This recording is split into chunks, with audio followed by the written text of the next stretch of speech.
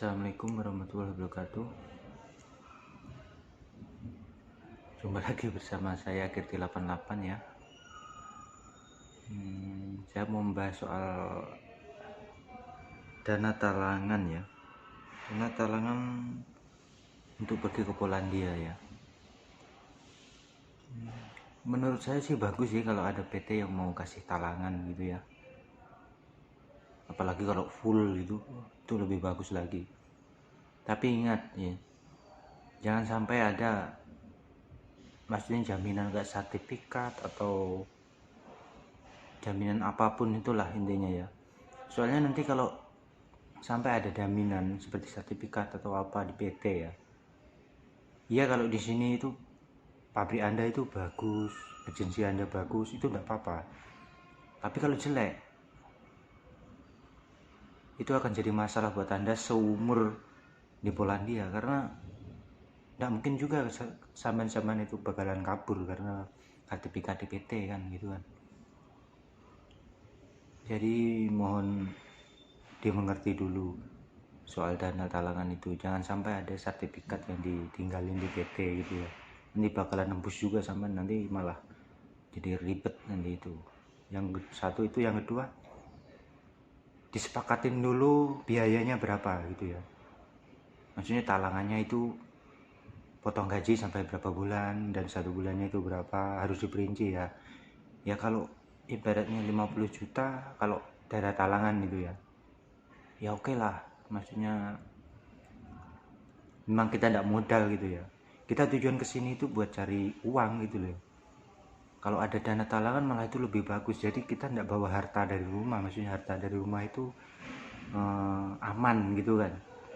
Kalau saya kan masih dulu cash, kalau cash itu kan kita bawa harta ke sini, kalau tidak balik susah juga.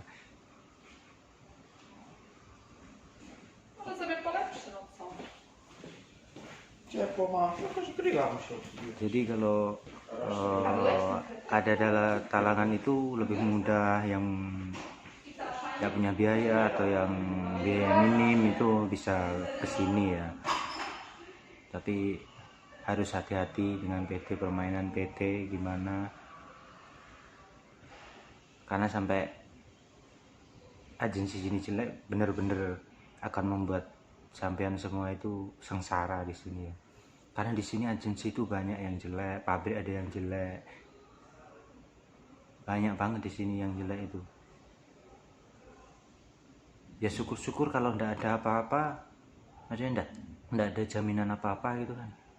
Cuman nanti suatu saat kalau pabriknya jelek, kalau udah dana talangannya lunas atau gimana, kalian sampean bisa ganti agensi. Tapi kalau ada sertifikat di PT sampean ndak akan bisa itu, kan sampean bakalan tembus itu sertifikat itu, dan yang pastinya PT bakalan minta uang yang sangat besar ya untuk sertifikat itu. Jadi jangan sampai tertipu dengan permainan PT ya. Setujui dulu berapa biayanya, berapa potongannya, lepas itu baru sampean bisa deal ya. Jangan sampai nanti ngomong PT berapa dana talangannya, sesuai dengan yang disepakati, berapa yang disepakatin sampean harus tahu. Jangan nanti tunggu sampai dana talangannya turun. Ya kalau dana talangannya turun itu dikit, sampean untung. Tapi kalau dana talangannya itu sampai ibaratnya 70 juta, 80 juta, berapa tahun sampean di sini mau balikin? Jadi hati-hati untuk semuanya ya. Jangan sampai terjerat kayak gitu, masalah itu sangat ribet di sini nanti ya. Ini buat pengalaman aja, dulu saya sampai sini itu dijanjiin gaji 16 ya dulu ya, dengan biaya sekitar 38 35 dulu ya, 1 tahun yang lalu atau mungkin 2 tahun yang lalu saya masuknya di sini, baru 1 tahun yang lalu. Jadi saya proses itu sekitar 7 bulan itu sudah paling cepat di PT saya ya dulu. Saya prosesnya paling terakhir dan masuknya ke sini alhamdulillah saya nomor pertama, keluarga pertama, 2 orang cuma itu masuk sini. Jadi ibaratnya jangan sampai tertipu dengan PT ya. Permainan PT itu sangat bukan dikatakan licik sih, sebenarnya mereka itu sangat-sangat terinci. Jadi sampean itu pasti kalah otak dengan PT, pasti. Jangan harap sampean itu bisa menang dari PT ya, apalagi masalah akal-akalan itu tidak akan bisa sampean. Itu saja mungkin cukup untuk pengalaman di sini ya.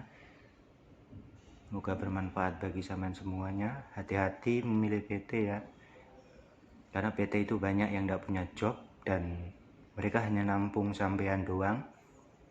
Setelah itu ditunggu sampean sampai bosan, akhirnya sampean MD, kemudian dipotong ibaratnya 40 juta dipotong 5 juta atau 2,5 juta tanpa proses apapun. Itu bisa jadi kayak gitu. Jadi jangan sampai tertipu dengan PT-PT itu ya. Ya udah, untuk sementara waktu itu saja mungkin ya bisa saya sampaikan. Saatnya saya lagi kerja mas ya. Ini juga ngoploknya lagi kerja nih. Topinya ganti-ganti mas. Kalau kemarin itu yang kuning itu sebenarnya topinya buat yang training, soalnya yang biru habis, jadi sekarang saya pakai yang biru. Yang biru itu untuk yang 3 bulan lebih lah di sini ya. Jadi topi-topi itu lain di sini artinya, memiliki arti sendiri-sendiri ya. Kayak putih supervisor, kayak merah outsourcing, oranye buat cut, terus macam-macam lah. Ada yang buat audit ya. Kayak gitu aja. Ya udah, cukup sekian. Terima kasih. Assalamualaikum warahmatullahi wabarakatuh.